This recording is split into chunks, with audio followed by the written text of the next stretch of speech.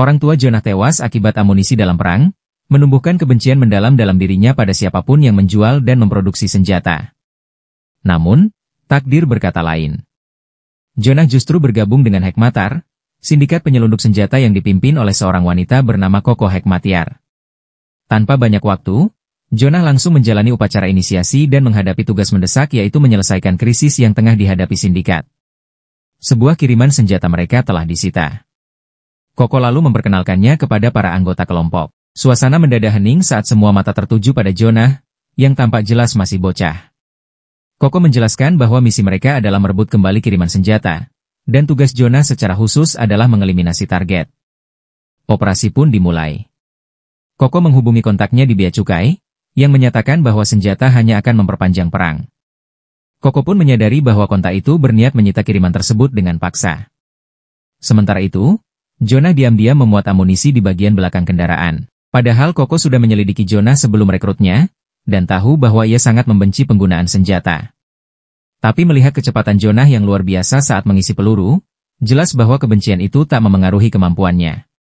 Beberapa anggota menunjukkan kekhawatiran atas keselamatan Koko bersama rekrutan baru itu. Tepat saat itu, sebuah kendaraan menyalip mereka. Jonah bertanya kepada Koko mengenai aturan pertempuran. Koko menjawab harus serang duluan. Tanpa ragu, Jonah membuka atap kendaraan dan melepaskan tembakan. Ia segera mengenali bahwa itu hanyalah unit pengintai, sedangkan pasukan utama belum muncul. Senjata yang diangkut Koko adalah komponen MiG-29. Jika dirakit, senjata-senjata itu bisa membentuk kekuatan udara siap tempur. Maka, para penyita tidak akan membiarkan mereka sampai ke pelabuhan dalam keadaan hidup. Valmet, salah satu anggota tim, memerintahkan rekan-rekannya untuk mengepung kendaraan pengejar. Jonah memperingatkan Koko untuk mewaspadai serangan dari sisi samping. Valmet berhasil menaiki kendaraan musuh dan melumpuhkan mereka. Koko mengumumkan bahwa pengejar dari belakang telah disingkirkan. Namun pandangan mata Jonah langsung tertuju pada peluncur roket yang terpasang di tank lapis baja yang mengekor mereka. Ia menarik pin granat, memperingatkan Koko agar bersiap, lalu melemparkannya. Ledakan granat itu mengubah arah peluncur roket, membuatnya menghantam mobil di dekatnya. Jonah mengambil boneka yang mengapung dan untuk pertama kalinya dia tersenyum. Namun Koko segera mengingatkannya akan serangan berikutnya. Jonah lalu menembak mati musuh yang tengah menyiapkan peluncur. Para penyita tak punya pilihan selain mundur, karena Koko sudah lebih dulu tiba di pelabuhan. Satu-satunya harapan mereka kini adalah berharap, setelah Koko menyerahkan perlengkapan itu ke militer, negara tidak langsung terjerumus dalam perang. Saat itulah Koko berkata kepada Jonah bahwa meskipun dia membenci senjata lebih dari siapapun, senjata tetap diperlukan baik untuk balas dendam, maupun untuk membunuh para pedagang senjata. Selama Jonah bergabung dalam sindikatnya, Koko akan mengajarkannya cara menghadapi dunia persenjataan. Jonah lalu bertanya, mengapa Koko menjual senjata? Dengan senyum Koko menjawab demi perdamaian dunia. Malam itu, saat berjaga, Jonah menyadari seseorang masuk ke gedung. Ternyata itu adalah salah satu rekan Koko. Orang itu menyuruh Jonah dan Paman Lem untuk berpatroli. Jonah bertanya mengapa seorang tentara bayaran sehebat Lem mau menjadi anak buah Koko. Lem menjawab bahwa ia melakukannya demi sensasi dan karena Koko adalah pemimpin paling luar biasa yang pernah ia temui. Namun, sesaat kemudian mereka melihat Koko berjalan sambil setengah tertidur. Lem pun langsung menarik kembali pujiannya. Saat rapat siang, Koko mendapat kabar dari markas kalau ada organisasi lain yang berniat meniru kesuksesan mereka dalam penjualan senjata. Hal itu sebenarnya wajar, namun karena informasi tersebut datang langsung dari pusat, jika ditangani secara keliru gaji mereka akan dipotong. Koko pun memutuskan untuk melenyapkan organisasi pesaing itu. Ia mengutus Valmet dan Tojo untuk bernegosiasi dengan pihak militer, sementara Lem memimpin tim bersenjata untuk memberi dukungan. Jonah tetap berada di sisi Koko sebagai pengawal. Tojo kemudian mengetahui bahwa pihak yang mencuri pasar mereka adalah kelompok tentara bayaran buangan. Meski begitu, Valmet tetap khawatir akan keselamatan Koko. Sementara itu, Koko menyerahkan pistol cadangan kepada Jonah. Ia membaca pesan dari Tojo, lalu memberi isyarat pada tim Lem untuk memulai perburuan. Koko juga memberi instruksi pada Jonah agar kali ini ia menyamar sebagai adik laki-lakinya. Ia tak boleh bergerak sebelum mendapat perintah. Harus diakui, dengan rambut putih dan mata merah yang sama, penampilan mereka cukup meyakinkan. Pihak rival tak meragukan hubungan saudara mereka. Setelah Tojo berbincang dengan militer, Pihak militer menunjukkan ketertarikan yang serius terhadap pengembangan senjata, terutama sejak kedatangan MiG-29S. Koko kemudian meminta Tojo menyiapkan peluru kendali udara di depan rivalnya. Si pedagang senjata saingan itu murka, menuduh Koko mencuri pasarnya. Namun, sejak pertama melihat profilnya, Koko memang tak berniat memberi penghormatan apapun. Dalam amarahnya, si pedagang rival melempar gelas dan mengenai kepala Koko. Jonah langsung mengacungkan pistol, namun Koko menahannya. Sang rival lalu mencabut peluru dari pistol Jonah dan memperingatkan Koko agar tidak bertindak gegabah. Beberapa saat kemudian, si pedagang senjata menelepon, menanyakan keberadaan kiriman perlengkapannya. Koko hanya tertawa kecil dan menyebutnya bodoh. Ternyata, tim Lehm telah lebih dulu melumpuhkan para penembak jitu yang bersembunyi di gedung seberang.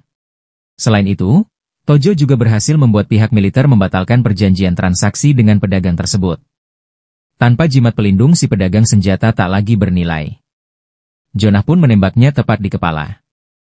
Setelah itu, Jonah memeriksa luka Koko. Untungnya, lukanya hanya tampak parah, tapi tidak membahayakan. Usai pertempuran itu, Jonah resmi menjadi anggota sindikat Koko. Malam harinya, ia diminta memasak untuk rekan-rekannya. Sayangnya, hasil masakannya sangat buruk hingga hampir membuat mereka keracunan. Setelah insiden tersebut, Koko memutuskan untuk melanjutkan perjalanan ke lokasi pengiriman senjata berikutnya. Tojo dan Valmet dikirim lebih dulu untuk melakukan persiapan. Namun, sinyal komunikasi sangat buruk. Pesan dari markas datang tersendat-sendat. Tak lama kemudian, kendaraan yang berjalan di depan konvoi mereka tertahan. Sebuah tank menghancurkan dirinya sendiri di tengah jalan, menghalangi akses. Koko pun mengetahui bahwa seluruh jaringan komunikasi di area itu telah hancur. Wilayah itu ternyata telah berubah menjadi zona perang. Pasukan tempur mengepung Koko dan timnya. Meski begitu, tujuan Koko datang ke sana adalah untuk mengantarkan senjata kepada pasukan tersebut. Namun, karena zona perang baru terjadi 8 jam sebelumnya, sang mayor yang seharusnya menerima kiriman belum menandatangani dokumen penerimaan. Ia bahkan ingin berbincang lebih jauh dengan Koko. Koko menyimpulkan bahwa perwira itu mungkin ingin meminta lebih banyak senjata. Saat itu juga, Koko melihat Carey pedagang senjata asal Inggris yang turut hadir di lokasi. Carey bahkan membawa rudal Stinger untuk sang mayor. Melihat hal ini, Koko langsung menyatakan bahwa jika sang mayor sudah memiliki sumber lain, maka ia akan segera pergi. Namun, sang mayor justru menyampaikan bahwa ia masih membutuhkan bantuan Koko untuk mendapatkan sistem radar lapangan. Dalam pertempuran sebelumnya, mereka telah kehilangan kemampuan komunikasi dan pengintaian. Carey sendiri tidak memiliki akses ke radar, namun ia tahu bahwa Koko adalah putri seorang taipan pelayaran dan mengepalai divisi pengangkutan senjata Eropa Afrika. Ia yakin Koko bisa mendapatkannya. Koko segera menyadari bahwa Carey sedang mencoba melempar tanggung jawab. Namun, karena kedua belah pihak berada dalam posisi seimbang, Koko memberi isyarat kepada timnya untuk berhenti. Ia lalu menghadapi sang mayor secara langsung, mencurigai bahwa ia tak hanya memutus jaringan komunikasi, tetapi juga membunuh warga sipil dan jurnalis. Tujuannya kemungkinan besar untuk menutupi berita tentang pembangunan pipa minyak, sehingga ia bisa memonopoli keuntungan. Mayor itu hanya menjawab bahwa itulah yang biasa dilakukan militer dan tidak memberinya ruang untuk menolak. Lehm lalu bertanya apa yang harus mereka lakukan. Koko memberi isyarat untuk pura-pura menerima permintaan itu, lalu mencari kesempatan untuk melarikan diri. Pihak lawan menjanjikan pembayaran, tapi nada bicara mereka menunjukkan bahwa uang itu hanya akan dibayarkan jika mereka memenangkan pertempuran. Koko paling tidak suka jika ada yang berutang padanya.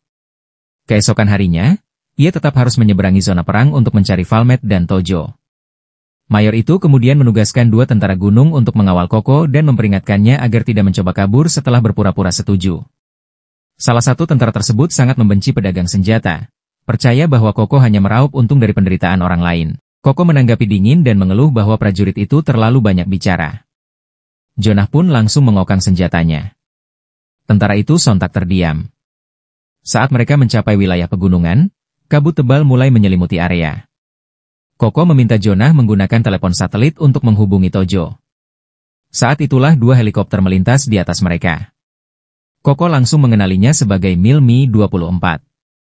Helikopter itu menyerang area pegunungan di bawahnya.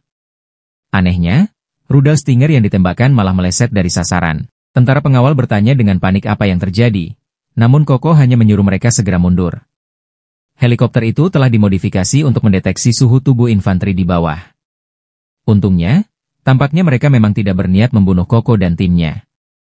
Tentara yang selamat dari serangan itu memperhatikan bahwa Koko tersenyum sepanjang waktu. Dan itu justru membuatnya ketakutan. Jonah bertanya kepada Koko, mengapa ia tidak langsung saja menjual perlengkapan itu kepada mereka. Koko menjawab santai, mengatakan bahwa perang ini akan berakhir paling lambat dalam 2 hari. Salah satu pihak adalah Rusia, yang saat ini terlalu sibuk untuk mengalokasikan sumber daya. Sementara pihak lainnya adalah sang mayor yang ambisius tapi tidak punya dana. Keduanya tak akan mendapatkan jalur pipa minyak yang diperebutkan. Baginya, semua ini sudah tidak menarik lagi. Ia pun kehilangan minat untuk berurusan dengan unit itu. Koko lalu memimpin timnya menyeberangi pegunungan menuju lokasi transaksi. Sementara itu, 2 anak buah andalan Carrie merasa terganggu karena mereka juga diawasi oleh tentara dari pihak mayor. Kesal, mereka langsung menembak mati kedua tentara itu. Carrie kecewa, namun tak punya pilihan selain mencari peta sendiri dan melanjutkan perjalanan. Sebelum tiba di lokasi transaksi, Koko sudah menugaskan Valmet untuk menyergap para tentara yang diam-diam membuntuti mereka. Valmet dan Koko saling khawatir. Setibanya di tempat transaksi, Koko melihat Carrie sudah tiba lebih dulu.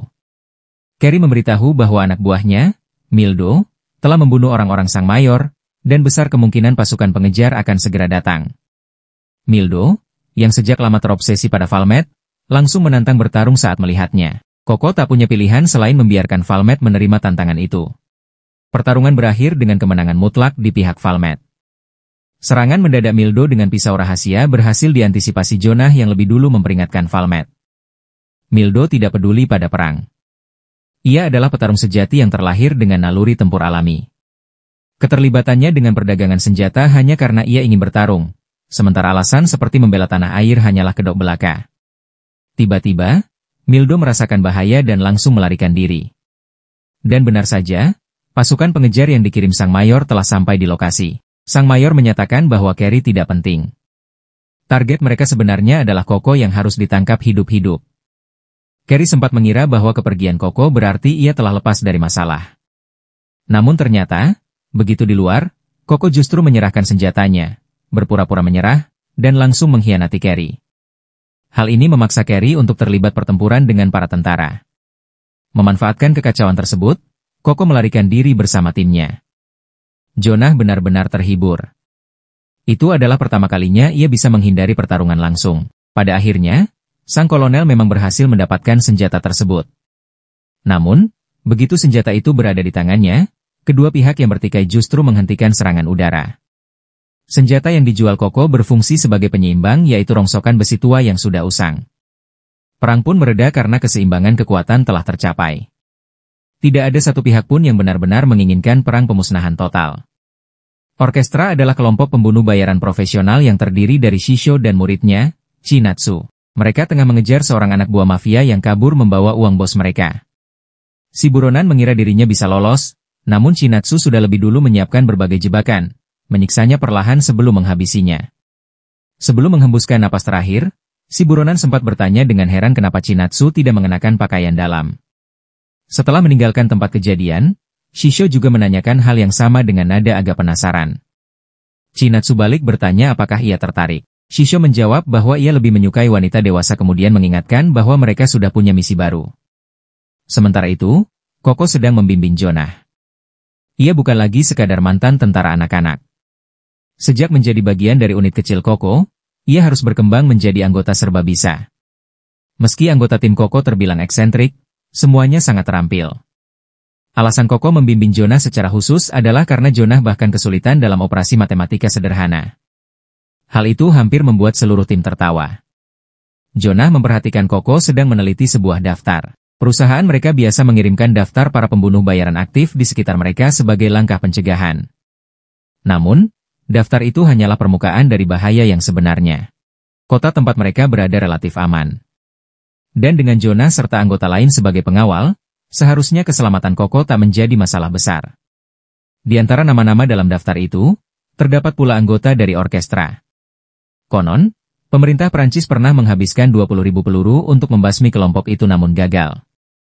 Bagaimanapun, menjadi pedagang senjata berarti harus siap dibenci.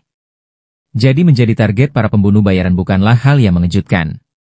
Saat itu, Valmet mendekati Koko dan bertanya apakah ia ingin pergi berkencan. Koko awalnya berniat mengajak Jonah juga, tetapi akhirnya memutuskan agar Jonah tetap tinggal untuk mengikuti pelajaran tambahan. Melihat Koko pergi, Jonah tiba-tiba ingin ke kamar mandi.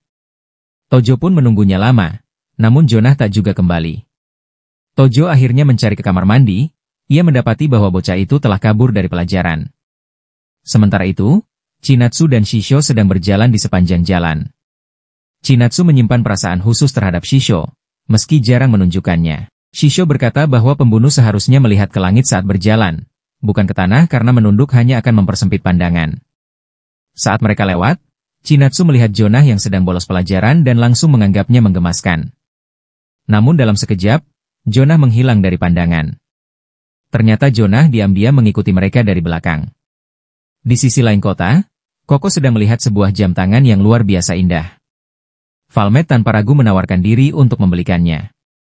Namun begitu Valmet masuk ke toko, Chinatsu tiba-tiba muncul dan menemukan Koko. Situasi tegang pun terjadi.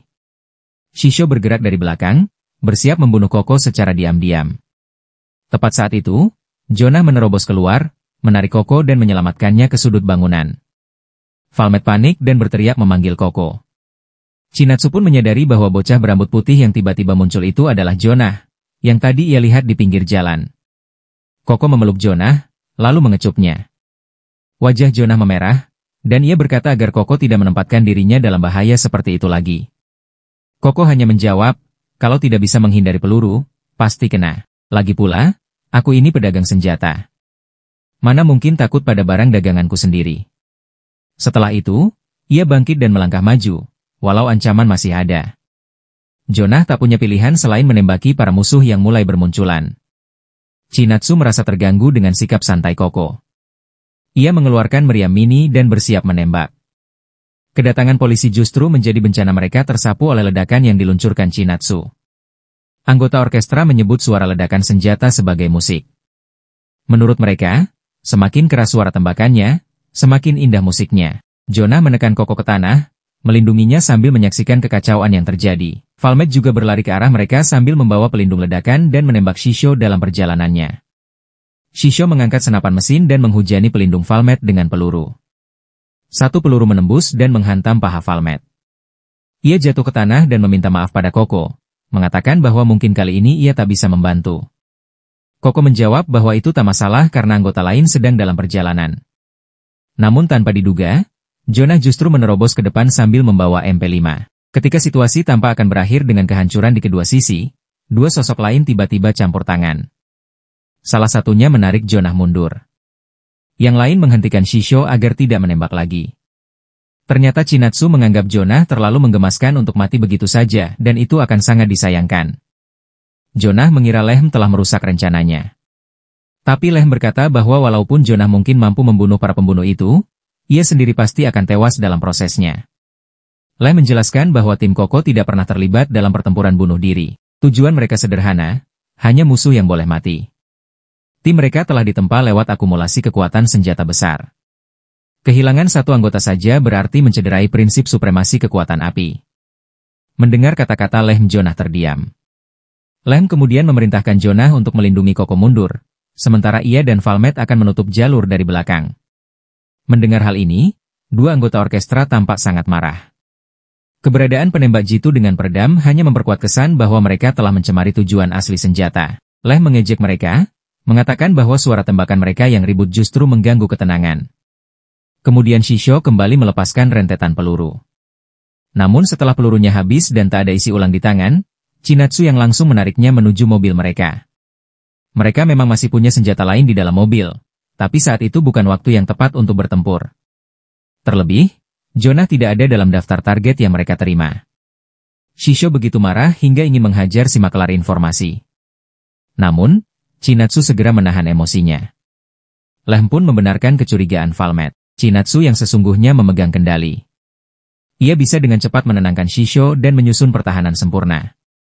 Untuk bisa mengalahkan mereka, satu-satunya cara adalah memisahkan keduanya terlebih dahulu.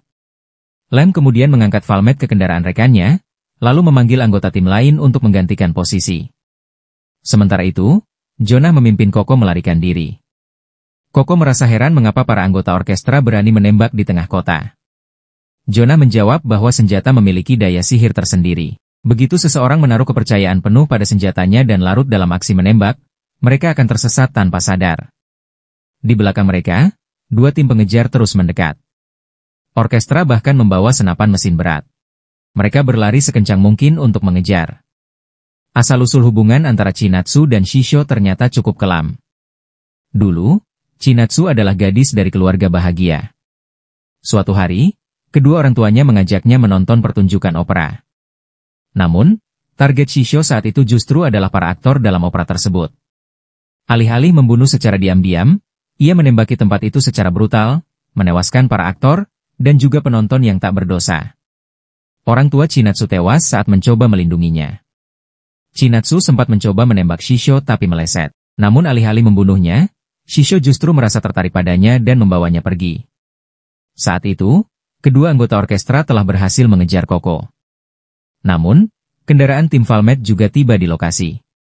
Tim Koko itu segera memblokir sisi jalan tempat Koko dan Jonah berada, berusaha menghalangi pandangan musuh. Namun, mereka terkejut saat melihat bahwa kendaraan orkestra ternyata membawa M2 Browning, senapan mesin berat. Seluruh tim Koko terdiam.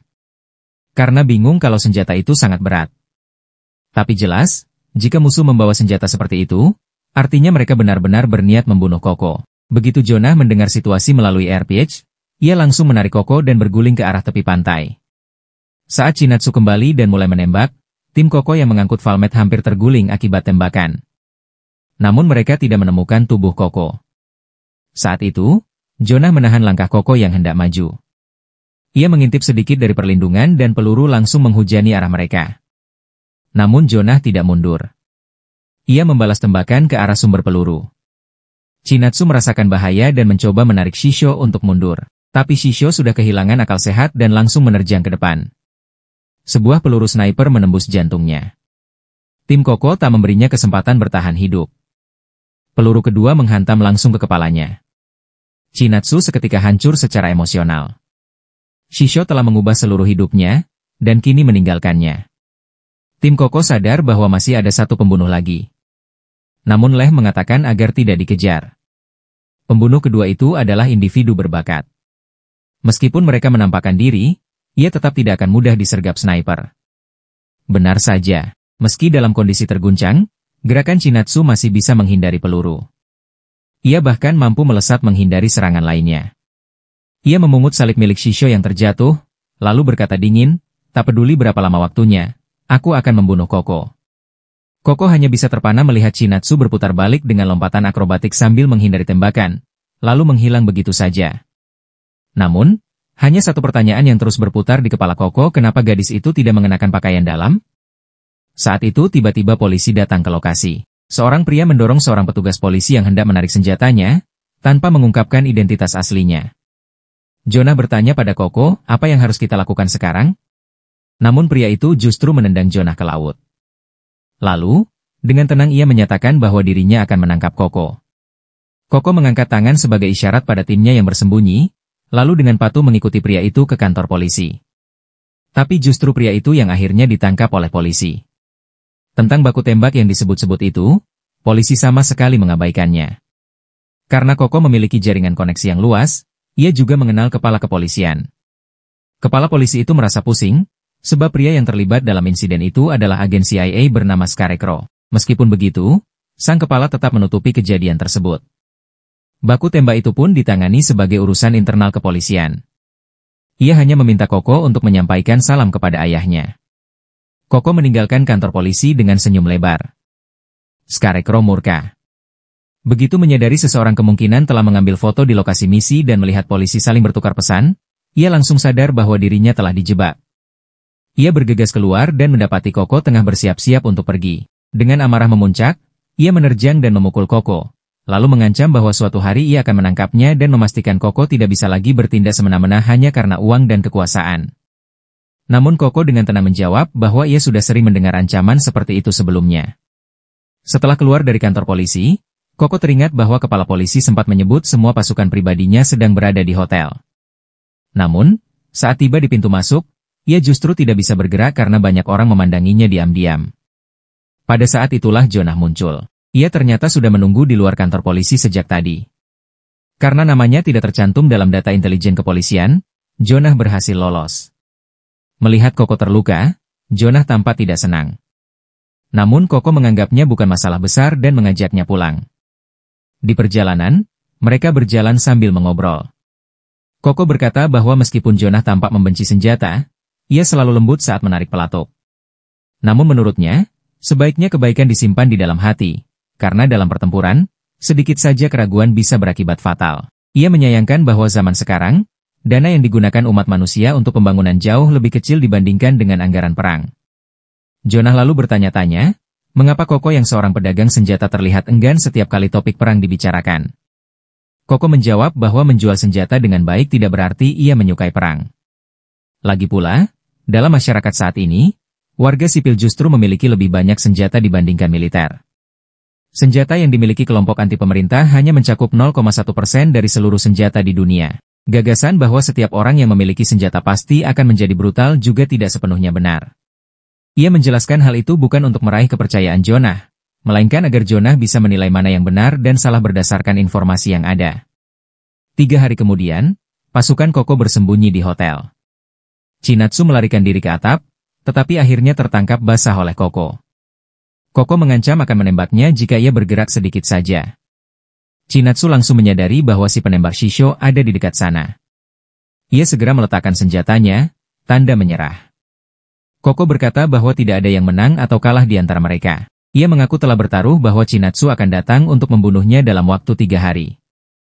Jika Chinatsu tidak datang, maka Koko yang kalah.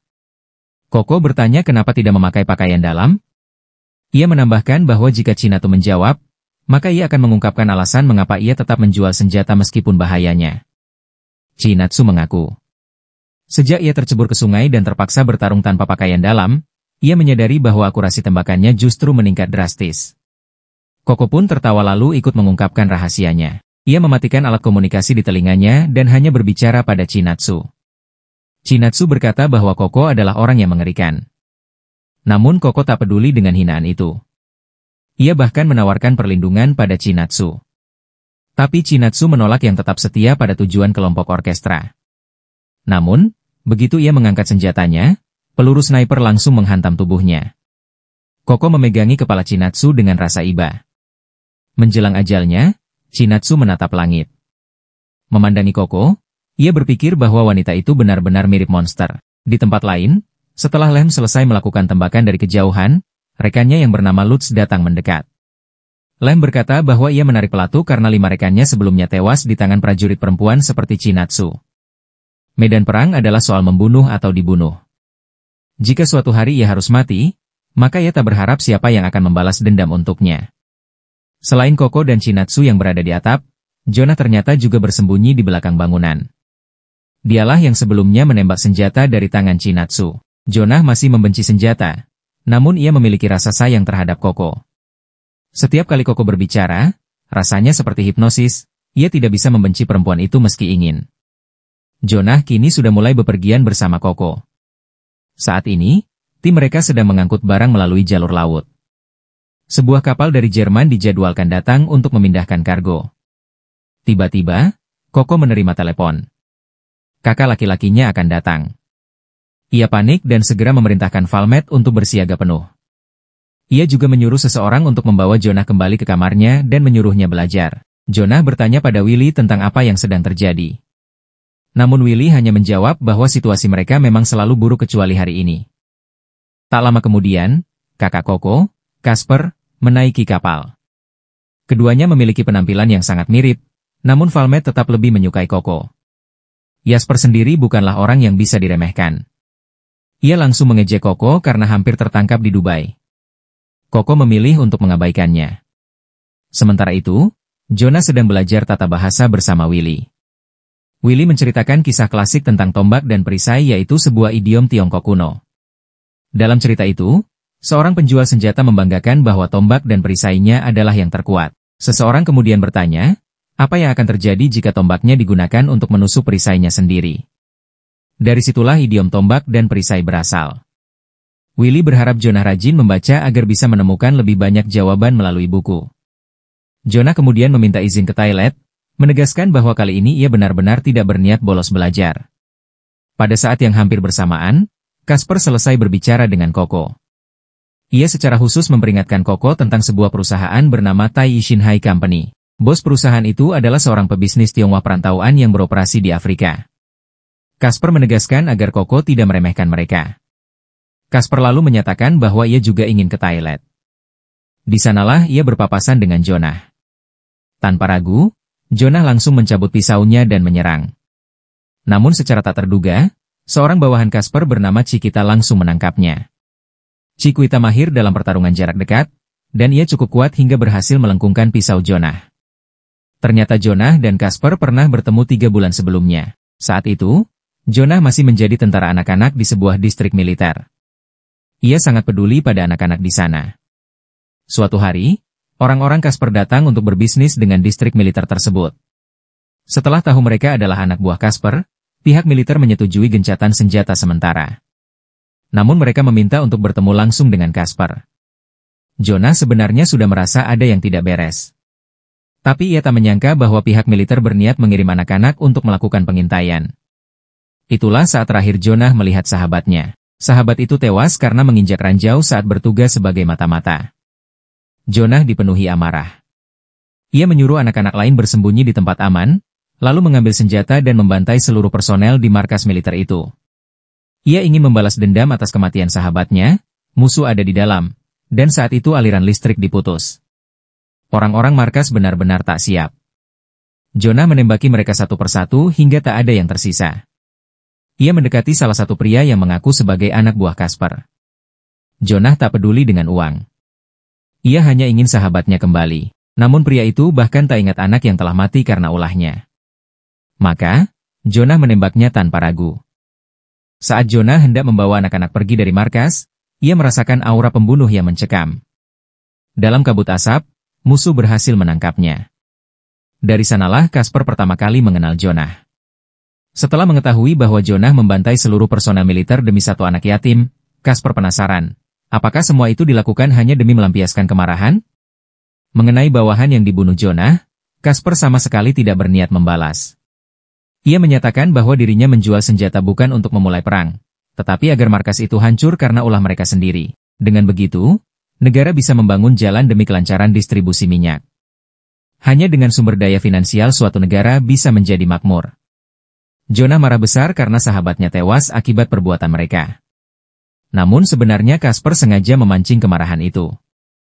Ia ingin melihat seberapa berbahayanya Jonah saat dikuasai amarah. Jonah ingin menanyakan apa yang akan dilakukan terhadap anak-anak yang tersisa. Namun ia malah dikurung dalam sebuah kontainer dengan hanya sebotol air. Tak lama, ia mulai pusing karena kelaparan, tetapi pikirannya tetap dipenuhi kekhawatiran tentang nasib teman-temannya. Setelah mengetahui perlakuan Casper, Koko sangat marah. Ia mendorong Casper hingga jatuh dari kapal, sambil berteriak bahwa orang dewasa tidak seharusnya menyiksa anak-anak. Jonah sendiri bersumpah bahwa suatu hari nanti ia akan membalas perbuatannya meskipun membunuh banyak orang tidak akan mengembalikan sahabatnya yang telah tiada. Selama hari-hari di dalam kontainer, Jonah merasa seolah dunia membencinya. Namun entah mengapa, di lubuk hatinya, ia tetap mencintai dunia ini. Ia tidak mengerti mengapa perasaannya begitu bertentangan. Koko hanya berkata bahwa itulah sifat manusia. Keesokan harinya, Jonah kembali bolos belajar. Saat itu, Koko tengah menunjukkan kendaraan baru mereka kepada tim. Tujuan berikutnya adalah Afrika. Valmet terlihat gelisah mendengar kata Afrika namun Leh mencoba menenangkannya. Ia berkata bahwa sekarang mereka adalah rekan satu tim dan bisa bicara dengannya. Sementara itu, Jonah berdiri termenung di dek kapal, mengenang masa lalu. Ia teringat saat dirinya kelaparan selama berhari-hari, dan kemudian Casper muncul kembali. Saat itu, Casper dengan dingin mengungkapkan bahwa ia pernah menjual senjata kepada pihak yang bertanggung jawab atas kematian orang tua Jonah. Jonah terbakar oleh kemarahan, tetapi tubuhnya terlalu lemah untuk melawan. Saat itulah Casper memperkenalkannya pada rasa takut yang sesungguhnya. Dalam negosiasi akhir, Casper berjanji akan mengurus 3 anak yang masih hidup namun dengan syarat, ia menginginkan kemampuan tempur Jonah. Karena Koko menunjukkan ketertarikan pada anak itu, Casper bertindak sebagai perantara untuk mempertemukan mereka. Namun dalam perjalanan, kapal mereka diserang bajak laut. Valmet adalah yang pertama menyadari keberadaan tim penyerang. Sementara Koko terkejut melihat helikopter bersenjata lengkap, model 47, mendekat. Tapi itu sia-sia, kapal milik pedagang senjata tentu dipersenjatai. Helikopter itu langsung ditembak jatuh. Di sisi lain, Ugo menembaki kapal-kapal mereka dengan peluncur roket. Jonah lalu melihat pergerakan mencurigakan di belakang seorang anak lelaki. Ia ragu. Dan baku tembak selesai dalam waktu singkat, tetapi Jonah tak sanggup menembak anak itu. Sebaliknya, anak tersebut malah menerjang Jonah. Meski begitu, Jonah berhasil melumpuhkannya. Teman-temannya yang melihat Ki tertawa geli. Koko tidak menunjukkan belas kasihan. Mengetahui markas musuh berada tak jauh dari sana, ia menendang anak itu ke laut. Namun ia tetap melempar pelampung sesudahnya, lalu berkata bahwa ia sendiri terkejut masih punya sisi baik.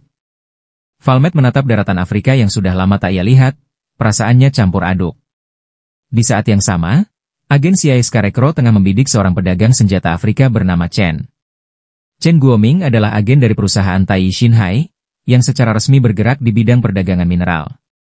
Namun Scarecrow meyakini Chen menyelundupkan senjata. Scarecrow melacak perusahaan Tai Shinhai melalui informasi dari kakak Koko, yaitu Casper. Saat itu, ia menerima panggilan intelijen tentang keberadaan Koko dan keluar ruangan untuk menjawabnya. Karen, yang duduk di samping Chen, bersiap untuk mengikutinya. Pengawal Scarecrow mencoba menghentikannya, tapi Karen dengan mudah menjatuhkannya. Chen lalu memperingatkan Karen untuk tidak membunuh pengawal tersebut. Dari percakapan mereka, terungkap bahwa Karen menyebut Chen sebagai Mayor Jenderal, menunjukkan bahwa mereka adalah personel militer. Scarecrow melihat Chen dan Karen meninggalkan ruangan, lalu menemukan pengawalnya sudah dilumpuhkan. Meski begitu, ia tidak mengejar Chen, karena mendapat informasi baru bahwa Koko telah tiba di Afrika untuk melakukan transaksi dengan berlian. Sementara itu, Chen sudah mengirim pasukan ke wilayah Afrika Selatan untuk bersiap melakukan kesepakatan dengan Casper. Di tempat lain, sahabat dekat Koko, Manami, sedang bersiap-siap untuk mendaki gunung esok hari. Asistennya mengingatkan Manami bahwa ia seharusnya bertemu Koko keesokan harinya. Namun, Minami menangis dan berkata bahwa ia tidak bisa menepati janji itu. Ia harus melakukan riset tentang kupu-kupu langka di pegunungan. Di saat bersamaan, ia merasa muak terhadap Valmet dan Koko. Secara publik, Minami dikenal sebagai desainer mainan dari sebuah pabrik. Tapi kenyataannya, mainan yang ia rancang juga bisa berfungsi sebagai senjata. Asistennya mengingatkan bahwa gunung yang ingin didaki sedang tertutup salju tebal. Namun Minami tetap ingin pergi. Sementara itu, Valmet tengah berlatih keras di atap gedung. Ia menghitung repetisi saat berolahraga, tapi pikirannya terus diganggu oleh kenangan tentang Afrika. Saat itu, Jonah datang mendekat.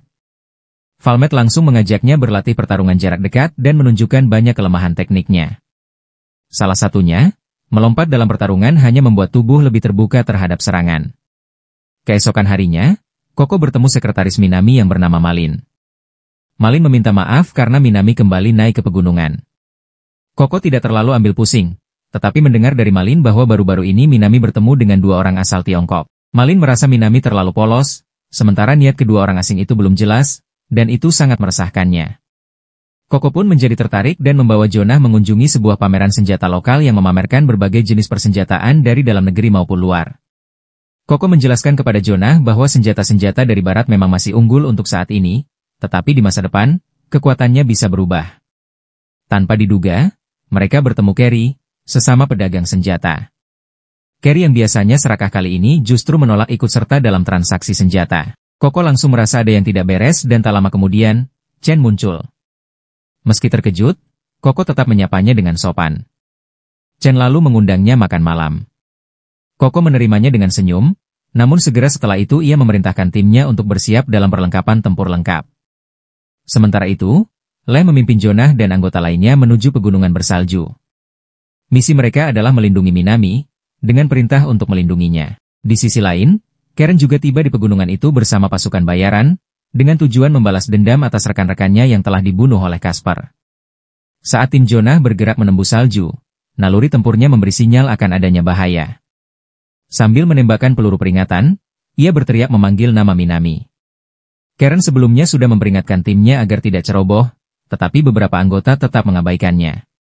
Tembakan Jonah justru memaksa mereka keluar dari persembunyian. Karen, tanpa ragu, menembak mati rekan yang bertindak bodoh itu sendiri. Dari kejauhan, sosok Karen berdiri di antara gundukan salju. Valmet yang melihatnya langsung terkenang masa lalu momen ketika ia kehilangan sebelah matanya. Raut wajahnya langsung berubah menyeramkan.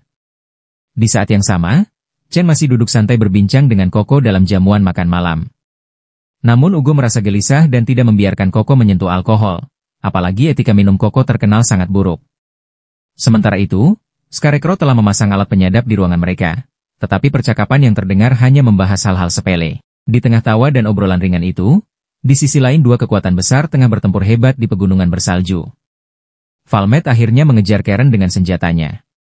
Ia berhasil menghadang Karen dan bertanya siapa yang mengajarinya gaya bertarung itu. Namun Karen menolak menjawab karena menganggap Valmet sebagai musuh. Keduanya pun terlibat dalam pertarungan sengit. Sementara itu, di dalam kamp pegunungan, Minami tidak bisa tidur karena suara tembakan yang menggema. Ia curiga bahwa itu pasti orang-orang yang dibawa oleh Koko. Ia menghela napas, menyadari bahwa selama senjata terlibat, kebebasannya selalu direnggut. Meski ia hanya ingin merancang mainan, roda takdir terus mendorongnya maju. Hubungannya dengan para pedagang senjata dan perusahaan Tai Shinhai sebagian karena takdir yang tak bisa ia hindari dan sebagian lagi karena Chen sering mengundangnya makan malam. Ambisi Koko membuatnya merasa tertantang sendiri.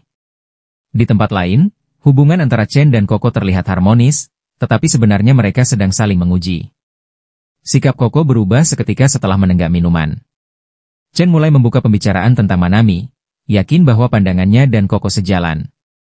Ia bahkan menawarkan bantuan jika Koko membutuhkannya. Sementara itu, Valmet dan Karen terlibat dalam pertarungan sengit.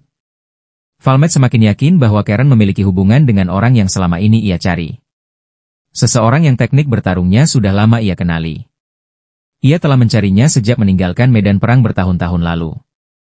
Kini, teknik bertarung itu muncul kembali di hadapannya. Di sisi lain, Jonah mengamati pergerakan musuh dan menyimpulkan bahwa personel Karen kemungkinan adalah penjaga keamanan kota yang tidak terbiasa bertempur di medan bersalju. Mereka refleks berdiri saat mendengar tembakan. Jonah pun mengusulkan agar timnya berpura-pura mati, memancing musuh keluar agar bisa disergap oleh penembak jitu yang bersembunyi. Taktik itu berhasil. Begitu suara tembakan berhenti, pasukan Karen mulai mengintip dari persembunyian sesuai dugaan Jonah. Sementara itu, Koko berpura-pura pergi ke toilet. Scarecrow memerintahkan salah satu anggotanya untuk mengikutinya. Namun Koko masuk ke bilik toilet dan langsung menghadapi agen perempuan yang dijuluki Coklat. Dengan senyum di wajahnya, Koko menyampaikan pesan kalau kau sayang nyawa, jangan ikut campur urusan orang lain. Kembali ke medan pertempuran, Valmet mulai mengungguli Karen. Ia menyadari bahwa gaya serangan Karen semakin menyerupai pria yang dulu ia lawan. Meski mampu menangkis, Valmet tetap ingin mengetahui identitas orang itu. Ia menganggap kehancuran unitnya dulu adalah akibat dari kelemahannya sendiri. Leh menepuk kepala Valmet dan mengingatkan bahwa misi mereka adalah menghabisi musuh, bukan menangkap tawanan demi interogasi. Kalau begitu caranya, apa bedanya mereka dengan bandit? Akhirnya, Karen membuka suara. Ia mengaku sebagai seorang letnan dari Tentara Pembebasan Rakyat. Orang yang dulu mengalahkan Valmet kemungkinan juga berasal dari PLA, karena 5 produsen senjata terbesar di sana berafiliasi dengan negara. Di saat yang sama, Coklat berhasil membujuk Scarecrow agar mundur. Baik Koko maupun Chen kemudian mendapat laporan dari tim mereka pertempuran di pegunungan telah diketahui. Chen murka begitu Koko pergi dari tempat pertemuan. Tanpa sepengetahuannya, Koko sudah lebih dulu mengamankan rute pelarian dengan mengatur keberangkatan pesawat untuk mereka. Ia juga tahu Chen sejak awal telah menyadari kehadiran Scarecrow dan Coklat. Dengan perlindungan dari Koko, akhirnya Minami bisa melihat kupu-kupu langka yang ia cari. Saat tengah menangkap kupu-kupu, ia melihat Jonah. Tim berhasil membawa Manami kembali. Keesokan harinya, Koko kini sudah sadar dari mabuk mendatangi tempat Minami. Namun ia kembali mendapati bahwa Manami sudah menghilang lagi, kali ini pergi ke pantai untuk mencari kerang. Manami meninggalkan surat berisi pernyataan bahwa teori dasar untuk senjata yang ia kembangkan telah selesai. Koko menghela napas panjang menganggap perjalanan mereka ke Afrika kali ini benar-benar tidak membawa keberuntungan. Valmet, yang berdiri di sebelahnya, hanya bisa mengangguk setuju. Destinasi mereka berikutnya adalah Inggris. Koko mendesah, menyadari bahwa ia kembali meninggalkan kendaraannya terparkir di depan hotel. Untungnya, operasi tempur mereka tidak menimbulkan korban jiwa sama sekali. Namun, saat mereka hendak naik pesawat, alarm tiba-tiba berbunyi. Jonah mengaku bahwa dirinya tertembak di bagian bokong. Koko dan timnya segera memberikan penjelasan kepada petugas. Beberapa penumpang lain kesal karena merasa perjalanan mereka terganggu, bahkan menuntut agar Koko segera meminta maaf. Valmet yang berdiri di dekat mereka langsung marah dan mencengkeram wajah si penumpang. Yang berani-beraninya kau menyuruh Koko minta maaf. Orang lain bertanya pada Jonah apakah ia takut dioperasi. Mereka menyarankan pelurunya dicabut saja.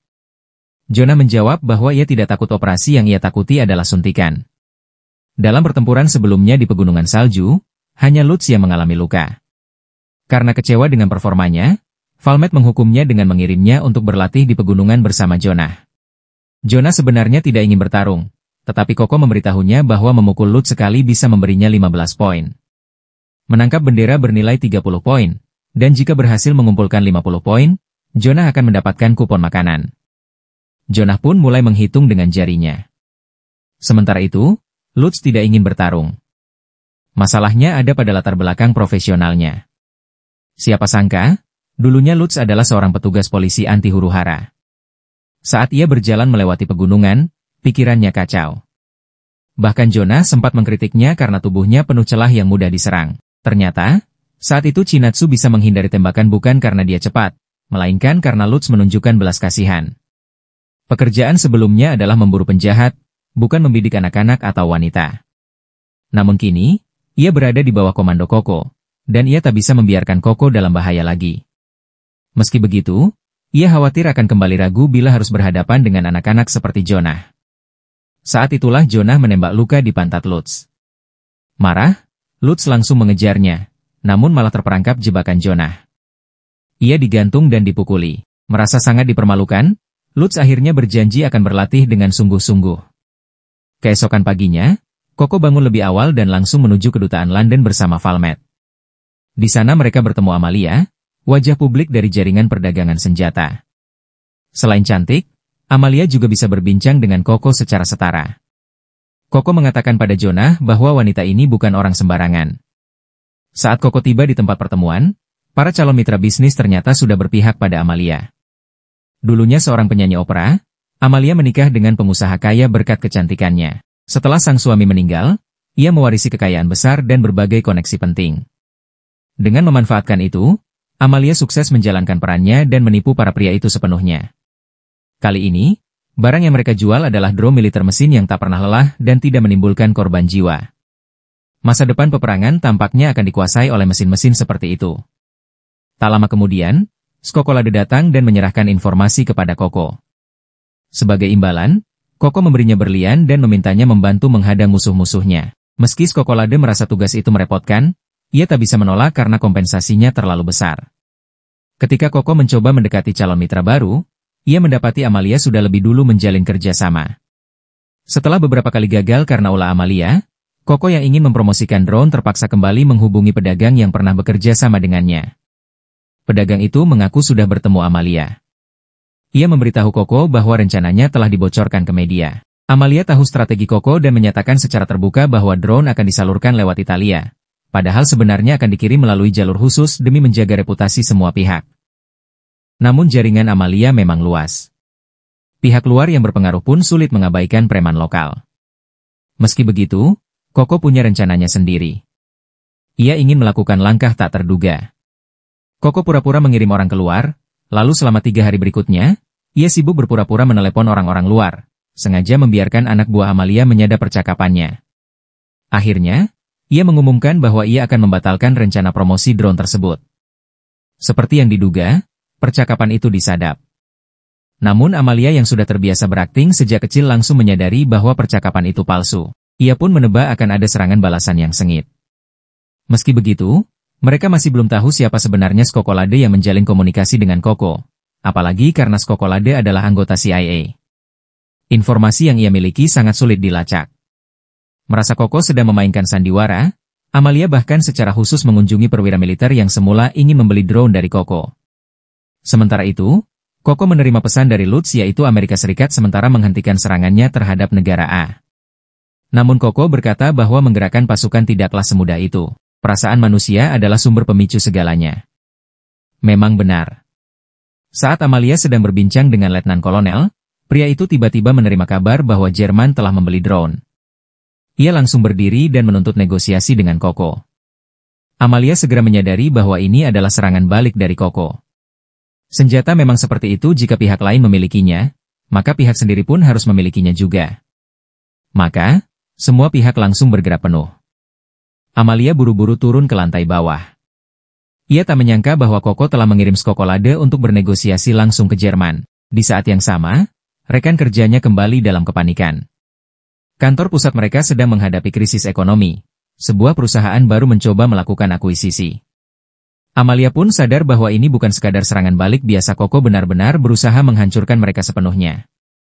Akhirnya, Amalia tak punya pilihan selain menelepon Koko dan mengatur pertemuan. Mereka bertemu di sebuah pabrik tua yang telah lama terbengkalai. Valmet bertanya apakah mereka membawa senjata, seperti sniper. Amalia hanya tersenyum, menghindari jawaban langsung, dan berkata bahwa hanya pengawal pribadinya yang membawa senjata untuk perlindungan. Namun, Lutz sudah sejak tadi menyadari adanya sniper di atas bangunan. Ugo menduga bahwa itu bukan orang Amalia, melainkan eksekutif dari negara B, yaitu sekutu Amalia yang mengirim orang untuk membalas dendam karena serangan saham. Koko menyatakan bahwa seorang pedagang senjata seharusnya setidaknya tahu apa yang ia jual. Tapi bagi Amalia, meskipun ia tahu itu berbahaya, ia menjual senjata hanya karena ia menikmatinya, bukan karena prinsip keuntungan seperti yang lazim. Melihat kehebatan Koko, Amalia menganggapnya sebagai lawan yang luar biasa. Setelah sedikit sanjungan, Amalia menyatakan bahwa mereka akan menghentikan operasi, dan dengan nada memelas meminta damai dengan Koko memohon agar serangan pasar saham dihentikan. Namun, Koko tidak berniat melepaskan mereka begitu saja. Kedua pihak mulai menegosiasikan harga saham. Tetapi perwakilan dari perusahaan tak sabar. Menurutnya, nasib perusahaan sedang ditentukan hanya dengan beberapa kata, dan ia langsung memerintahkan sniper untuk menembak Koko. Tak terduga, saat Koko mengangkat tangannya, Lutz menembak dan membunuh sniper tersembunyi itu lebih dulu. Amalia sempat membeku, tapi cepat memulihkan ketenangannya. Koko lalu membiarkannya membeli kembali saham dengan tambahan harga 5%. Valmet bertanya kepada Koko kenapa ia melakukannya. Koko menjawab bahwa Amalia adalah sosok yang menjanjikan ia tidak ingin harus menghadapi lawan sekuat itu lagi di masa depan. Jonah biasanya tidak tersenyum, namun Koko dikenal gemar tertawa karena senyumnya selalu menyembunyikan niat asli. Saat itu, Jonah baru saja mengantarkan sesuatu pada Koko ketika teman-temannya mulai melempar-lempar tubuhnya dengan main-main di pantai. Ia sebenarnya tidak keberatan dengan kehidupan seperti ini. Kelompok itu sedang bersantai di bawah sinar matahari di tepi pantai. Tojo mencoba menyelinap ke arah Valmet bersama Lutz, tapi mereka kalah cepat dari R, yang pura-pura memberi pijatan namun malah bertindak kurang ajar. Petaka pun tiba bagi Tojo dan Lutz. Benar saja Valmet menendang R hingga terbang. Sementara itu, Koko masih terapung di laut bersama Jonah, yang pipinya memerah karena terlalu banyak tertawa. Malam harinya, Jonah tetap harus mengikuti kelas sains.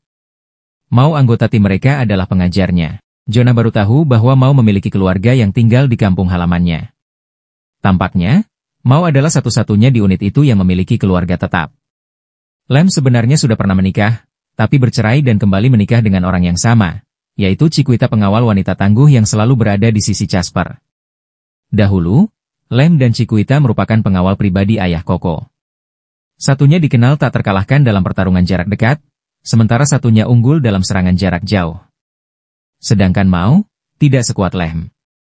Ia hanyalah seorang prajurit artileri biasa. Ia belum pernah terjun langsung ke medan perang. Biasanya, ia hanya berlatih dalam satuan. Namun, karena suatu kecelakaan yang menyebabkan kematian tentara lain, ia diberhentikan. Saat ia hidup menggelandang dan berjuang untuk bertahan hidup, Koko yang menerimanya. Mau berbohong pada anaknya bahwa ia masih bertugas di militer. Padahal kenyataannya, ia telah menjadi tentara pribadi Koko. Perlu disebutkan bahwa Koko membayar Mau dengan upah yang lebih tinggi dibanding gaji militernya dulu. Mau pernah mengakui kebohongannya kepada Koko, namun Koko tidak mempermasalahkannya. Lagi pula, pekerjaan ini memang bukan sesuatu yang bisa dibanggakan. Namun Koko berharap Mau jangan merasa bersalah, karena memiliki rekan seperjuangan itu hal yang layak dibanggakan. Saat itu, Koko memanggil untuk memberitahu bahwa makanan telah siap. Barulah Mau sadar bahwa ia lupa mengajar Jonah. Misi berikutnya mengharuskan mereka naik pesawat. Rute penerbangan sudah diamankan, tetapi seperti biasa, Lem menggerutu bahwa setiap penerbangan bersama Koko selalu berakhir dengan masalah. Dan benar saja, masalah kembali muncul. Penerbangan mereka mendadak harus mengangkut tim medis internasional, yaitu organisasi dokter lintas batas. Koko tak bisa menolak, karena perintah datang langsung dari markas pusat. Tak lama kemudian, pesawat lepas landas dengan lancar. Di dalam pesawat, Jonah mulai mengobrol dengan seorang dokter perempuan dari tim medis. Namun Koko segera memanggil Jonah ke kabin untuk menunjukkan pemandangan dari kokpit. Itu adalah pertama kalinya Jonah melihat dengan begitu jelas, membuatnya sangat gembira. Tujuan mereka saat itu adalah wilayah yang dikenal sebagai Tong Mesiu Eropa. Di sana, dua simbol nasional pernah mengusulkan pembersihan etnis, menjadikan daerah itu neraka dunia. Yang lebih parah, putra dari salah satu pejabat tinggi negara tersebut memimpin pasukannya melakukan kejahatan lintas negara, lalu memanfaatkan status ayahnya untuk lolos dari hukuman. Koko sedang melakukan transaksi dengan militer resmi negara itu, sembari membawa tim dokter internasional. Para dokter sama sekali tidak gentar. Mereka digerakkan oleh misi idealis menyelamatkan korban kekerasan dan menyebarkan kebenaran ke seluruh dunia. Tim-tim seperti ini sering mendapat perlakuan tidak bersahabat dari militer setempat. Membawa mereka dalam misi seperti ini sangatlah berisiko. Selama pemeriksaan di pangkalan, para dokter harus disembunyikan. Sesuai rencana, petugas hanya akan memeriksa, tanpa membongkar muatan tempat para dokter bersembunyi. Namun, saat pemeriksaan berlangsung, seorang letnan menuntut suap tambahan. Koko menolaknya dengan sopan, karena pemeriksaan lanjutan bisa membongkar penyamaran. Saat itu, Koko memberi isyarat pada Mao. Di antara kargo yang dibawa, ada rekan-rekan lama Mao, yang menimbulkan nostalgia baginya. Koko lalu memintanya bersiap untuk evakuasi segera setelah dokumen diserahkan. Ia merasa ada sesuatu yang tidak beres dengan pangkalan ini. Benar saja, Dragon putra pejabat tinggi yang disebutkan sebelumnya muncul secara tak terduga. Tidak jelas bagaimana dia mendapatkan informasi, tapi begitu tahu pesawat Koko membawa tim medis, ia langsung menuntut agar muatan pesawat diperiksa. Koko tentu saja menolak, dengan alasan kerja sama mereka dengan militer resmi. Namun Dragon mengabaikan sepenuhnya hubungan kerja sama itu. Ia memukuli pemimpin pasukan mitra secara brutal, lalu memerintahkan pasukannya mengepung kelompok Koko. Koko segera memberi sinyal dan seluruh tim mengaktifkan komunikasi internal. Awalnya, pihak lawan berniat membiarkan Koko pergi. Namun pasukan Dragon telah mengepung mereka, berencana merekam video pembantaian dan menyebarkannya secara daring untuk menakut-nakuti tim medis internasional agar tak datang lagi. Pemimpin tim medis di pesawat merasa bersalah karena telah menyeret Koko ke dalam masalah ini, dan mencoba bernegosiasi dengan Dragon. Namun ia lupa bahwa keberadaan mereka sendiri adalah bukti penyelundupan. Koko bisa saja membantah. Namun tindakan itu justru mengonfirmasi bahwa mereka membawa dokter internasional dan bagi Dragon, dokter yang merawat musuh adalah musuh pula. Saat Dragon hendak mengeksekusi pemimpin tim medis itu, Lem tiba-tiba menghantam senjata Dragon dan memukul wajahnya dengan senapan hingga giginya rontok. Ia kemudian menoleh dan bertanya pada Koko, "Apa selanjutnya?" Koko menghela napas, lalu dengan tegas berkata bahwa satu-satunya pilihan adalah menumpas seluruh milisi yang ada. Jonah dan Valmet langsung melepaskan tembakan. Komandan wilayah dari pasukan reguler pun tak kuasa menghadapi situasi yang semakin kacau itu. Komandan pasukan reguler tak bisa turun tangan tanpa berisiko menyinggung kedua belah pihak. Para dokter internasional hanya bisa tiarap, menyaksikan pertempuran dengan cemas. Setiap milisi yang mencoba menyerang Koko langsung dilumpuhkan oleh timnya. Saat itu, Dragon telah mengikat pemimpin tim medis ke sebuah kendaraan. Jonah melihat kejadian itu dan bersiap menembak, namun Koko secara tak terduga menghentikannya.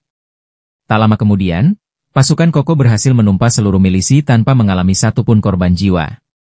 Jonah kemudian menghancurkan alat perekam video dengan kakinya. Namun kini, jalur udara tak bisa mereka gunakan. Jonah merasa, andai saja Dragon dihabisi sejak awal, semua masalah ini tak akan terjadi. Tapi Koko berkata bahwa orang sekelas Dragon tidak pantas Jonah bunuh. Meski begitu, dengan jalur udara tertutup, Dragon yang melarikan diri pasti tidak akan tinggal diam. Ia kemungkinan akan mengerahkan pasukan baru, bahkan bisa saja meluncurkan rudal untuk menyerang mereka. Tim pun mulai mencari solusi. Mau melirik artileri 122 mm yang tersedia dan berkata bahwa senjata itu cukup kuat untuk menghancurkan peluncur rudal. Koko kemudian membeli lagi satu unit artileri 122 mm, dan menjanjikan diskon 20% pada transaksi berikutnya kepada tentara reguler membuat komandan mereka kewalahan. Meski begitu, mereka berhasil memperoleh senjata tersebut dan, di bawah arahan Mao, memuatnya ke dalam pesawat. Di tempat lain, Dragon sedang memerintahkan pasukannya untuk menembak jatuh pesawat Koko setelah lepas landas. Pemimpin tim medis menganggapnya benar-benar lama tak habis pikir bagaimana mungkin orang seperti itu bisa diikuti. Yang jelas hanya anak manja yang dimanjakan oleh kekuasaan keluarganya. Dragon malah membalas dengan penuh amarah, berkata bahwa setelah menyingkirkan Koko, ia akan menghabisi pemimpin tim medis dan membuat dunia takut pada mereka. Sementara itu, pasukan Dragon telah menempatkan peluncur roket dan mengamati pesawat Koko dari kejauhan. Saat pesawat mulai bergerak, sistem penangkal inframerah diaktifkan untuk mencegah penguncian rudal. Semua penumpang panik karena jika terjadi serangan, manuver penghindaran tak akan lagi mungkin dilakukan. Dari darat, kendaraan peluncur rudal mulai menembakkan misil. Koko memerintahkan pilot untuk menaikkan pesawat secara curam sambil melepaskan suar pengalih. Ketika musuh sedang mengisi ulang senjata, Mao sudah menyesuaikan artileri 122 mm yang baru. Ia memberi instruksi pada semua orang untuk menutup telinga dan membuka mulut, sebagai perlindungan dari gelombang kejut. Pada saat bersamaan, Koko juga menghubungi Scarecrow. Di sisinya, Skokolade tampak girang. Koko memberitahu Scarecrow bahwa dia telah menemukan keberadaan Dragon. Scarecrow langsung antusias yang memiliki harga kepala sebesar 5 juta dolar. Koko menawarkan informasi keberadaan Dragon dengan harga 5 juta yuan. Jika berhasil menangkapnya, Scarecrow mungkin tidak mendapatkan uangnya, tetapi ia akan mendapat kehormatan dan kredit dari CIA. Namun, Scarecrow menolak tawaran itu. Baginya, uang lebih penting daripada reputasi. Koko lalu menghubungi Skokolade yang langsung menyetujui kesepakatan. Koko bahkan akan mempermudah proses penangkapan. Kemudian, Koko mengantar tim medis ke dekat kamp pengungsi. Dokter perempuan dari tim itu sangat berterima kasih atas bantuan Koko dan berjanji akan mentransfer sisa dana ke rekening Koko. Koko pun berjanji akan menyelamatkan pemimpin tim medis. Koko lalu menelepon markas untuk mengonfirmasi apakah misi pengawalan ini diperintahkan langsung oleh ayahnya. Pihak markas mengakui bahwa misi ini adalah bagian dari strategi untuk mengambil hati organisasi medis dan pimpinan CIA. Dengan menangkap Dragon, CIA akan mendapat pujian, dan Koko akan memperoleh bonus. Sementara itu, Scarecrow telah meminta pasukan khusus dikerahkan. Koko mengirim Lehm dan 2 anggota tim untuk menangkap Dragon. Bila seseorang bersenjata lengkap muncul tanpa tahu situasi yang sebenarnya, tak ada faksi manapun yang akan membiarkannya pergi hidup-hidup. Maka, Dragon pun dikepung dari segala arah. Lehm dan 2 rekannya memulai operasi penyisiran. Dengan sedikit heran, bahwa tugas pembersihan seperti ini selalu jatuh ke tangan mereka bertiga. Mereka menanam ranjau darat untuk memblokir konvoi Dragon. Lehm juga berhasil melacak jejak pemimpin tim medis dan memastikan bahwa orang itu masih hidup. Tim medis pun bersorak gembira, sangat berterima kasih atas bantuan Koko.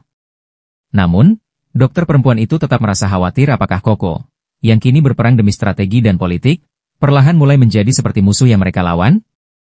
Tanpa diduga, Koko malah tertawa terbahak-bahak. Scarecrow, yang gagal melacak Dragon, akhirnya terpaksa membayar informasi itu. Namun alangkah terkejutnya ia ketika menemukan bahwa Dragon telah ditinggalkan Koko dalam keadaan terikat dan tak berdaya di tengah ladang terbuka. Bahkan Skokolade pun kagum dengan cara Koko menyelesaikan urusan itu. Minggu ini, misi yang diberikan pada tim Koko tergolong ringan. Namun minggu depan, mereka dijadwalkan untuk mengangkut rudal bagi seorang klien. Di tengah persiapan itu, Koko menyadari bahwa Valmet seringkali terlihat melamun. Akhir-akhir ini, Valmet terus-menerus dihantui mimpi tentang pria yang telah membantai seluruh unit militernya. Saat peristiwa itu terjadi, hanya Valmet yang selamat. Setelah kembali ke negaranya, ia menghadapi interogasi panjang dan dipenuhi kecurigaan. Di masa sulit itulah, ia bertemu Koko. Meski kini Valmet sangat menyayangi Koko, kesan pertama mereka satu sama lain jauh dari kata baik. Koko dengan mudah mengungkap latar belakang keluarga Valmet semuanya berasal dari militer. Valmet telah mencapai pangkat tinggi di usia muda dan kemampuannya secara individu sangat mengesankan. Saat itu, Koko memberinya 2 pilihan, kembali ke militer, atau pulang ke rumah, yang kemungkinan besar akan membuatnya dijodohkan demi kepentingan politik. Ekspresi Valmet kala itu sudah cukup menjelaskan yang ia cari bukan tempat berlindung, melainkan balas dendam. Koko pun mengajaknya bergabung ke dalam tim, menjanjikan akan membantunya menemukan musuhnya. Valmet menyetujuinya. Suatu malam, setelah menenangkan dirinya, Valmet diam-diam mengucapkan salam perpisahan pada Koko yang sedang tertidur, lalu pergi. Di tempat lain, sekelompok pembunuh bayaran yang baru saja membasmi satu organisasi kriminal tengah mempertimbangkan pensiun dan membuka restoran. Namun misi berikutnya menawarkan bayaran luar biasa besar tanda bahwa target mereka bukan orang biasa. Target mereka adalah Koko. Sementara itu, Koko terbangun dan menyadari bahwa Valmet dan Jonah telah menghilang. Valmet telah membawa kendaraan menuju pantai, namun Jonah diam-diam mengikutinya. Valmet mencoba menyuruh Jonah pulang, tapi ia menolak. Jonah datang demi Koko, karena ia yakin Valmet tak akan kembali. Ia bersikeras menunggu Valmet menyelesaikan misinya agar mereka bisa pulang bersama. Jonah menebak bahwa musuh Valmet kemungkinan besar adalah kelompok dari Afrika Selatan yang pernah mereka hadapi. Ia juga menduga bahwa Valmet telah meminta Skokolade menyelidiki mereka secara diam-diam, tanpa sepengetahuan Koko.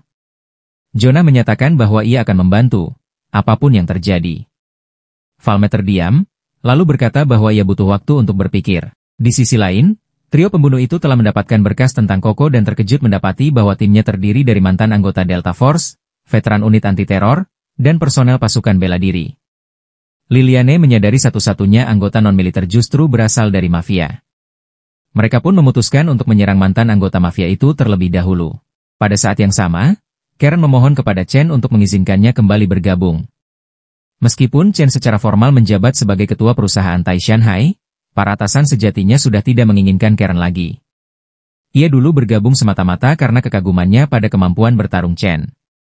Jika ia keluar sekarang, ia merasa tak punya lagi alasan untuk bertarung. Di tempat lain, Koko menemui Skokolade untuk menggali informasi tentang Chen. Skokolade mengungkapkan bahwa Chen adalah orang yang telah membantai seluruh pasukan Valmet, meski kemudian menginjak ranjau saat misi dan mengalami cedera kaki. Dahulu, Chen dikenal sebagai pemuja pertempuran sejati. Namun setelah cedera, ia menghilang, dan kembali muncul di Afrika Selatan terlibat dalam aktivitas gelap. Perusahaan Tai Shanghai menangani berbagai pekerjaan kotor, namun selalu menyembunyikan jejak dengan sangat rapi. Skokolade tahu bahwa membantu Valmet bisa membuatnya dimarahi Koko, namun ia tetap menyampaikan pesan Valmet apa adanya. Dalam pesan itu, Valmet mengungkapkan rasa terima kasih mendalam kepada Koko karena telah membuka cakrawala hidupnya. Kini, ia bersiap untuk membalas dendam. Saat itu, Valmet dan Jonah sedang dalam perjalanan menuju Chinatown. Seorang sopir lokal memperingatkan mereka agar tak sembarangan memasuki wilayah itu, orang asing akan langsung terdeteksi. Sementara itu, Koko tengah melakukan transaksi senjata bersama tim kecilnya. Sesuai kesepakatan, pembayaran seharusnya dilakukan tunai, namun kelompok pembeli justru menyerahkan narkotika sebagai ganti uang. Selain karena para pedagang senjata dilarang terlibat dalam perdagangan obat-obatan terlarang, tindakan ceroboh itu dilakukan tepat di hadapan Koko. Sebuah kesalahan fatal. Menghadapi para pengedar narkoba, tim Koko tanpa ampun langsung melepaskan tembakan. Dari kejauhan, trio pembunuh mengamati secara diam-diam. Pemimpin mereka, Dominic, menyadari Valmet tak tampak di lokasi dan menilai ini sebagai kesempatan emas. Ia segera memberitahu Liliane dan Gregory. Saat itu, tim Koko tengah membersihkan sisa-sisa tubuh korban. Beberapa anggota merasa Koko bertindak terlalu gegabah. Lem pun memperingatkan Koko agar tidak terlalu memikirkan Valmet. Bahkan jika ia cemas, sebagai pemimpin, Koko harus tetap bersikap dingin dan kejam. Tanpa sikap itu, ia takkan mampu menjaga wibawa di hadapan bawahannya. Koko pun kembali menyusun senyumnya, lalu memutuskan kembali ke hotel untuk mandi. Tim mulai bersiap untuk patroli bersenjata. Tanpa diduga, trio pembunuh melancarkan serangan mereka di tengah malam, berniat membunuh mantan anggota mafia dalam waktu 2 menit lalu melarikan diri. Saat itu, Koko langsung melakukan absen dalam gelap. Ketika ia memanggil nama mantan mafia tersebut, tak ada jawaban. Dulu, Ugo hanyalah sopir mafia. Organisasi lamanya pernah mencoba menjual narkoba ke Koko, namun Koko membantai seluruh kelompok itu hanya menyisakan Ugo. Saat bosnya mengeluarkan narkoba, Ugo justru memalingkan muka dengan jijik. Itulah alasan Koko menyelamatkannya. Ia ingin tahu alasan Ugo menolak narkoba. Alasannya sederhana, adik laki-laki Ugo tewas karena obat-obatan, meski Ugo tak pernah mengungkapkannya langsung kepada Koko. Waktu itu, Ugo hanya sopir biasa. Tapi Koko melihat potensinya dan merekrutnya. Kini, dua pembunuh berusaha menyergapnya. Lehm sempat lengah dan terjatuh. Namun Ugo secara tak terduga menangkis serangan itu, lalu Lehm bangkit dan melepaskan tembakan balasan. Ugo menyeret sang pembunuh menabrak tembok dan menghajarnya bertubi-tubi. Saat rekan mereka, Liliane, datang membantu, Koko menghantamnya dengan panel pintu dan membuatnya pingsan. Ugo segera mengevakuasi Koko. Dominic, sang pemimpin pembunuh, mengejar mereka. Ugo mengambil pistol, berputar tajam, dan menembak dari jarak sangat dekat. Tembakan itu mengenai kap mesin Dominic, menyebabkan ledakan. Saat Dominic merangkak keluar dari reruntuhan, Koko melemparkan sebuah ponsel ke hadapannya. Isinya menunjukkan bahwa rekan-rekannya sedang mencari dirinya. Dominic mengira Koko dan Ugo telah kabur, tak menyangka mereka sebenarnya telah menangkap seluruh anggotanya. Koko menawarkan kesepakatan, jika mereka mengungkap siapa yang menyewa mereka, ia akan membiarkan mereka menjalani impian membuka restoran. Di tempat lain, Valmet diam-diam membius Jonah agar tak mengikutinya. Ia bersiap menghadapi musuh seorang diri. Saat itu, ia telah menyiapkan diri untuk mati. 20 menit kemudian, Jonah terbangun, mengecek senjatanya, dan segera mengejar Valmet. Valmet telah mencapai markas perusahaan Tai Shanghai. Asisten baru Chen langsung bergerak untuk mengatasi situasi. Namun Valmet telah membantai semua yang menghalanginya dengan 2 belati di tangan. Meski lawannya bersenjata api, tak ada satupun yang berhasil mengenai tubuhnya. Sebuah peluru nyaris menyentuh bajunya, membuat sang penembak jitu tertegun. Tapi sebelum ia sempat berpikir lebih jauh, tengkoraknya dihancurkan oleh peluru dari Jonah. Valmet bingung melihat Jonah. Mengapa Jonah bisa datang? Jonah mengangkat senapan dan menyuruh Valmet terus maju, sementara ia memberikan perlindungan dari belakang. Akhirnya, Valmet mencapai ruang utama, tempat Chen sedang menyalakan cerutu. Ia menyatakan bahwa ia datang untuk membalas dendam atas kematian pasukannya. Chen hanya menyeringai sinis, mempertanyakan mengapa seseorang harus membalas dendam demi mereka yang sudah mati. Ia bahkan tak ingat siapa saja yang telah ia bunuh hanya mengingat mereka yang berhasil selamat, seperti Valmet. Valmet selama ini hidup dengan mimpi buruk tentang pertempuran itu. Hari ini, ia akhirnya bisa melepaskan semuanya. Chen tersenyum. Setelah kakinya terluka akibat ranjau, ia tak pernah bertarung lagi. Kini, ia kembali mendapat kesempatan untuk menghadapi Valmet. Di saat bersamaan, Karen terbangun dari mimpi buruk. Ia langsung mandi, berganti pakaian, dan bergegas menuju Chinatown untuk menemui Chen. Namun sesampainya di sana, ia hanya menemukan Chen sudah tewas. Di meja, hanya tersisa belati Valmet. Siklus dendam tak berujung itu terus berlanjut. Kini, Karen berada di posisi yang dulu ditempati Valmet. Valmet dan Jonah bersiap meninggalkan lokasi, meski efek obat di tubuh Jonah belum sepenuhnya hilang. Tiba-tiba, Karen muncul dan menembak ke arah Jonah. Valmet langsung melindungi Jonah tanpa ragu. Karen menangis putus asa, dipenuhi kebencian terhadap dunia. Namun di saat berikutnya, Jonah melepaskan tembakan dan mengenai dirinya. Beberapa hari kemudian, Valmet terbangun dari mimpi buruk dan mendapati Koko berada di samping ranjangnya. Ia langsung mencoba memeluk Koko, tapi kesakitan luar biasa di paha dan punggung bawah menghentikannya. Ternyata, 2 peluru dari Karen sempat mengenainya, namun tak mengenai organ vital. Berkat pertolongan pertama Jonah, nyawanya berhasil diselamatkan. Namun Koko sangat marah. Karen ternyata masih hidup. Jonah membawanya kembali juga. Meski Karen sadar lebih dulu dari Valmet, ia tak melakukan serangan balasan. Amarah Koko bukan hanya karena itu, tapi juga karena ia harus membayar biaya pengobatan mereka berdua dan menyembunyikan keberadaan Jonah dari publik.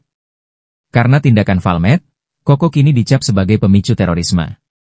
Meski begitu, Koko berkata bahwa ia telah membantu bawahannya membalaskan dendam. Mendengar itu, Valmet langsung tersenyum dan berkata bahwa kini dirinya sepenuhnya milik Koko. Koko pun tersenyum puas sebelum pergi. Untungnya, ia sebelumnya telah menginstruksikan Jonah untuk menemani Valmet. Bantuan darurat Jonah kala itu benar-benar menyelamatkan nyawa Valmet. Di sisi lain, Koko juga telah membebaskan para pembunuh bayaran setelah mereka mengungkap siapa dalang di balik perburuan itu.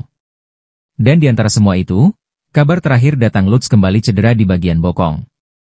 Bahkan Jonah, yang jarang tertawa, tak bisa menahan senyumnya.